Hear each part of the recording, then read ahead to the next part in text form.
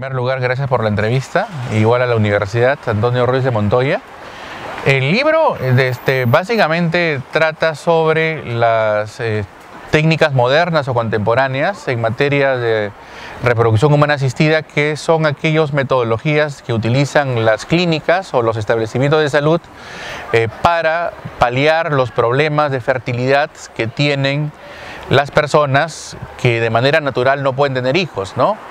Entonces se han presentado una serie de inconvenientes que obviamente tienen que ver con el tema jurídico, como por ejemplo los llamados o mal llamados vientres de alquiler, que se les llama maternidad subrogada, o las técnicas de inseminación artificial, o las técnicas de fecundación homóloga, es decir, entre esposos, que utilizan los gametos de cada uno de ellos, pero para fecundar un hijo in vitro, ¿no? En una especie de tubo de ensayo, o la fecundación heteróloga, que cuando no se da entre esposos, sino se da entre uno de los miembros de la sociedad o de la pareja conyugal y un tercero que es anónimo, ¿no?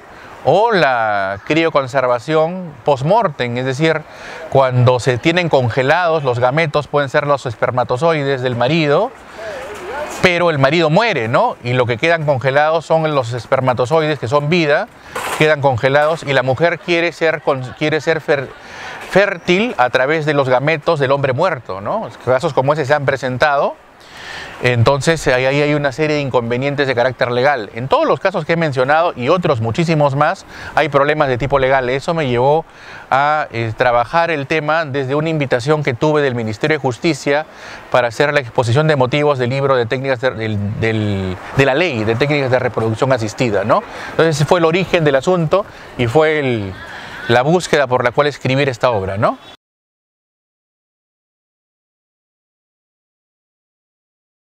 Bueno, en primer lugar, el problema sí es un problema de ausencia de norma. En el Perú solamente tenemos una norma, que es un artículo de la Ley General de Salud que establece que las técnicas de reproducción asistida están permitidas, salvo pero tendría que existir identidad entre la madre biológica y la madre gestante. Es decir, tendría que ser la misma madre la que produzca los óvulos y al mismo tiempo la misma la que geste. Por lo tanto, en teoría, estarían prohibidos en el Perú procedimientos como el mal llamado vientre de alquiler o llamado maternidad subrogada, por el cual una mujer gesta pero recibe los óvulos de otra mujer, que es la mujer que tiene la voluntad de tener el hijo, se llama voluntad procreacional. Entonces, en ese caso, estaría prohibido, porque la madre que gesta no es la madre biológica, porque no es la madre que otorga o da los óvulos. En teoría estaría prohibido, la ley lo prohibiría. Pero sin embargo es un tema que se da todos los días en el Perú. Todos los días hay convenios de maternidad subrogada, todos los días hay convenios de vientres de alquiler. Otro tema que estaría prohibido es el caso de la ovodonación, es decir, mujeres que pueden transferir o que pueden ceder sus óvulos a otras mujeres para que éstas puedan concebir, ¿no? Así que en los supuestos de la ovodonación, como no hay identidad entre la madre biológica y la madre gestante, también legalmente estaría prohibido.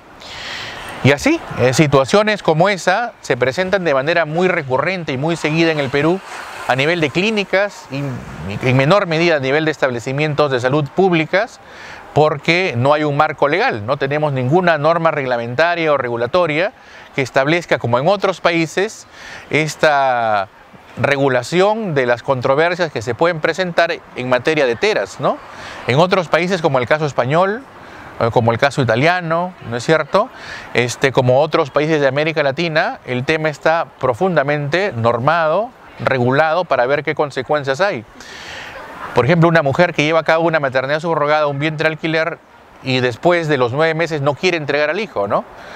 O una mujer que se somete a técnicas de reproducción asistida en una clínica y el hijo nace con problemas físicos o con problemas psíquicos, que se ha presentado muchísimo, con síndrome de Down en el Perú. Por ejemplo, en algún caso, la mujer y el marido que pagó por las técnicas de reproducción asistida no quiso recibir al menor o al bebé recién nacido, y más bien demandó a la clínica para que la resarza o la indemnice con un monto de dinero por haberle otorgado, entre comillas, un producto defectuoso. Entonces, situaciones como esa se dan porque no hay un marco normativo adecuado, y de eso trata en parte también el libro, ¿no? La necesidad y algunas propuestas para regular esta situación que no se encuentra normada.